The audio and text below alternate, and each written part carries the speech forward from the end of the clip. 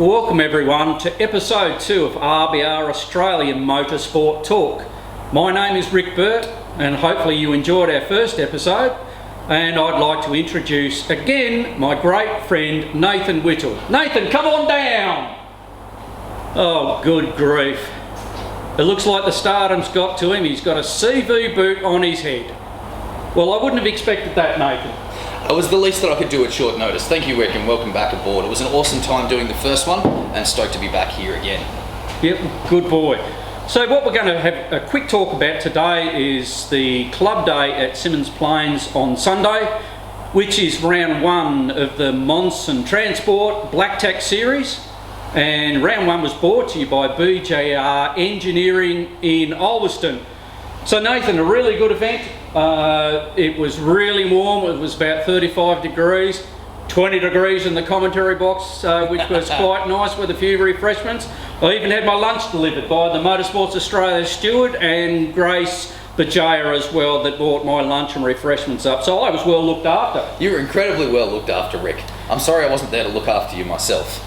Well, I don't usually take much looking after, but anyway, that's another topic for episode 12, I reckon. I reckon it most definitely will be. So we'll get into it. We'll start with Class A first. We had 2 competitors in Class A, James Quinn in a Mazda MX-5 Roadster, and we also had Michael Sullivan in an Austin Healey Sprite, which Nathan still hasn't seen, but they were both Class A up to 1600cc cars. So poor Michael Sullivan from Evandale, he did have issues, and so he wasn't a finisher in that and didn't actually get a time on the Nats off timing. So James Quinn won Class A with a 1:13.42. So that's pretty good for a Class A car into the 13s. I was going to say, I don't have a huge amount of experience. Like I said, I would have liked to have been along to this club day. My lovely girlfriend was booked for to perform at a wedding a year ago, so there was not a lot I could do about the date chose of that. But I think the 113 is pretty spot on for anything under 1600cc, isn't it? It is. And may I ask, your girlfriend's wedding, she wasn't in it? No. Right, just thought I'd clear that up. No, we were performing at somebody's wedding. We had to make someone else a special day. Otherwise I would have made a slightly different excuse, I think, for not being there. Well, I suppose what is the definition of performing at a wedding, but I'm hoping it's on the guitar and drums and vocals, Nathan. Let's talk about Class B. Yeah, Class B, let's move on. So we had 10 competitors in Class B, which is 1601 to 2000, and up on top was Howard Colvin. Yes, fantastic. I'm not surprised that Howard was all the way up there. That thing is ridiculously fast and he loves it. Yes. Into the 111s and a half. And if you look at Aaron Bajaya in his mid-block Lancer Coupe, he was only 0.31 of a second off Howard's time in his MX-5. So Class A and Class B were taken out by the Mazdas. So Aaron had a 1:11.88 and Howard had a 1:11.56. So that was fairly well contested. In third place was Jack Jones in a BRZ Subaru, and he did a 1:12.1. That's not bad. I seem to remember, is that the same gentleman who was at Barrington a little while back? I think it was the first time I'd seen. Not sure. I know Aidan Williams raced a BRZ at the same meeting, or was that a Toyota? Aidan Williams had the 86 and his mate had the BRZ, and I think that's what I said. Yeah. No, that. That's what I said. Yeah. And I'm just going to say that's doing damn well. That's doing damn well indeed. Just in front of the mighty Rendell Jones in his gorgeous Triple S Pulsar on a 1:12.8. And if you look at Blake Grundy, another Lancer Coupe, which is also a big block, he did his quickest time in session 17, which is towards the end of the day, and he did a 1:13.5, followed closely by Franklin Trow in another MX-5, Caleb Orton in the 2-litre CH Lancer. He did a 1:16.84, which was 5.2 seconds off the fastest time, but being a pretty standard car, might I add, the special Speedway livery, which is the Orton name from Ulverston. It looked fantastic, and Caleb just kept on coming around and lining up each and every session. So well done, Caleb. We've got Edward Howe in the mighty Mitsubishi V6 FTO. Edward had a little bit of trouble with the automatic transmission overheating and a few warning lights and that coming on. It was about 30 degrees, wasn't it, from what I hear? It was 35, well it was 20 where I was, but 35 degrees outside. So Edward might have been feeling the heat, and the Mitsubishi FTO certainly was feeling the heat. So dangerous day to be transmission fluid. Indeed. And front brake pads, especially at Symmons Plains. So Edward got down to a 1 minute 20.18, which was in his very first run. So that's still pretty quick for a standard car, and the first time he's been out in that car. So yeah, well done Edward. Jaron Rind in a Hyundai Elantra. Yeah, cool. Good friend of mine, 121.8, and Michael Purdon in an E46 BMW, a 123.1. So that is the 10 competitors in Class B. So yeah. I'd just like to provide a bit of context there, well maybe just for myself, but that's the class that I run in when I'm there, and the last one we did in December, I felt like I was driving the pants off it on some fresh tyres, and I did 114, so that's dead smack in the middle of the pack, and saw these 112s, 113s and 111s and not messing around. I did have my spare tyre in though still, I wasn't taking it too serious. Was that your spare tyre or my spare tyre? It was somebody's spare tyre. It was our spare tyre, I think. But our spare tyre was adding ballast for sure. That's episode 16 on the life and times of Nathan Whittle and his motorsport experience. So different podcast. Did somebody say Class C, the battle of the big blocks? Here we go, everybody. This is the one you've been waiting for. We've got two Mitsubishi Mirages of Bryce Munting and Saxon Young. Now these two Mirages, 1 minute 07.52 and 5/100ths behind was Saxon Young in another big block Mirage, 107.57. It was terrific to watch the battle of the big block Mirages. That is damn quick. So are they not in the same car? They're not dual entering the same car? Now you're testing me. I think they may have been in the same car, because Matthew Clark, he would have been in the other car, which is also a big block. So 2 big blocks, 3 drivers. Is that what you're looking for, Nathan? It absolutely is. I just wanted to make the distinction, because 2 drivers in exactly the same car and then into the, what would you call that, the 500ths of a second? I would, and I think I did. I was only half listening, so I just didn't make sure I'd got that right. Well, I think you were half not listening, I think, is probably what you're trying to say, Nathan. But that's very impressive. That is very, very impressive. This much between 2 drivers in the same car on the same course, that's very dialed in. Yeah, of course, and Corey Baker wasn't too far behind in the Grant Denyer Livered Mini. He's gone real fast, hasn't he? Yeah, so that's a pretty good effort. So that's a 68.3 from the Mini, and wasn't too far away from the others. And of course, our Northwest Car Club's own Don Stevens in the Datsun 1200 Coupe, he did a 72.13. So that's pretty good for a Datsun 1200, which is not a 1200, but it is a 1200 if you know what I mean. Everything else in that class is pretty heavily modified, isn't it? Well, not really. The Mitsubishi Mirage big blocks are standard, but they didn't come standard with the big block, if you know what I mean, as well. Yeah, they've all got suspension upgrades and differential upgrades, I'd imagine. I would have thought that would have come out of Stephen's stable of differentials. I'm looking forward to music to your ears. Yeah, very much so. Yeah, so that was Class C taken care of. Class D. Oh, there's some times in there. So we had one standout. Yeah, we had four cars in Class D. Hamish Ferguson in the RX-7, Ronald Trelaw in the Porsche Cayman, David Young in the Porsche 911, and Adam Medhurst in a Ford Falcon.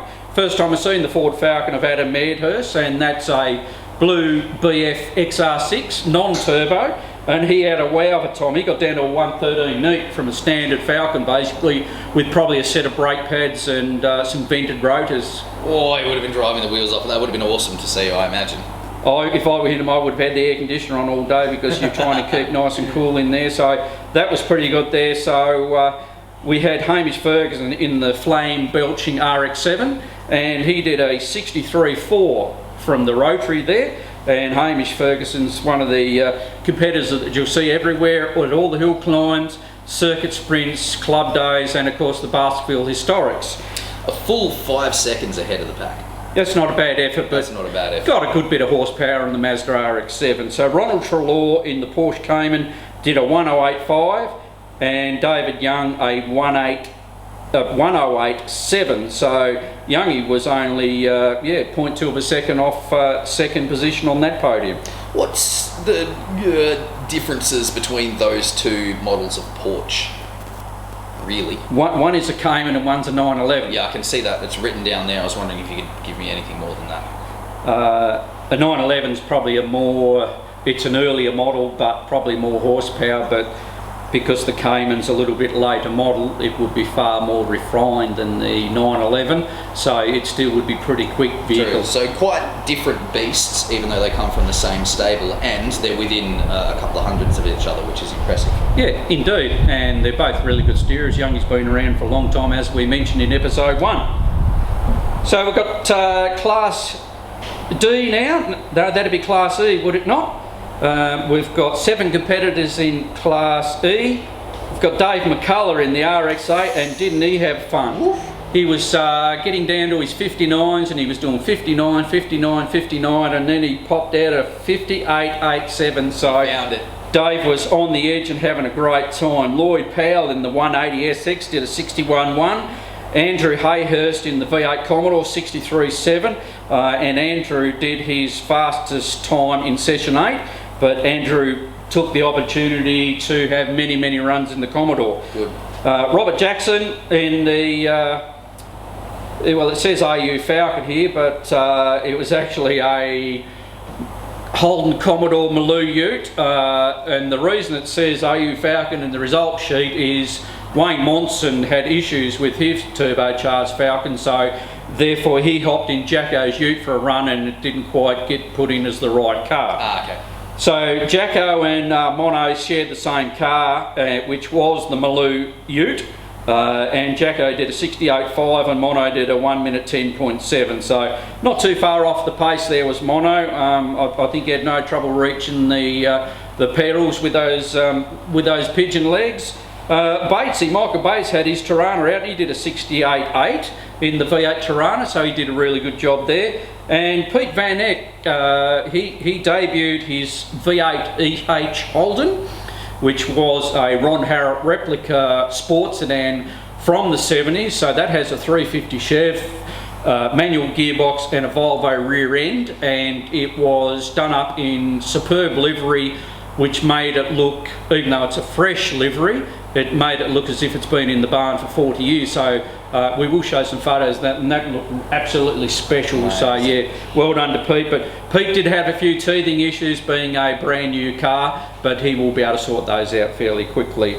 If you want to hit the four-wheel drive and special purpose class, Nathan, that had to be seen to be believed between Molly Taylor and Craig Brooks. Wow, looking at the times, that's super impressive stuff. So Molly Taylor, as you said, we'll absolutely claim her where we can, and super stoked to see her at events like this again. We were blessed to have talent like that coming back to race with our club, which is fantastic. And I imagine a reasonable amount that is to the mighty Craig Brooks, who's given her a drive. And so I can definitely see at the top of the E-Class is Molly and Craig trading fourth, and looks like they've both pulled out very quick numbers in the same car, and not a lot of difference. Yeah, for sure. Look, it was neck and neck between Molly and Craig most of the day. They were both in the 56s, and Craig, I don't think, rates himself highly as a driver, but Craig can steer a car, and really?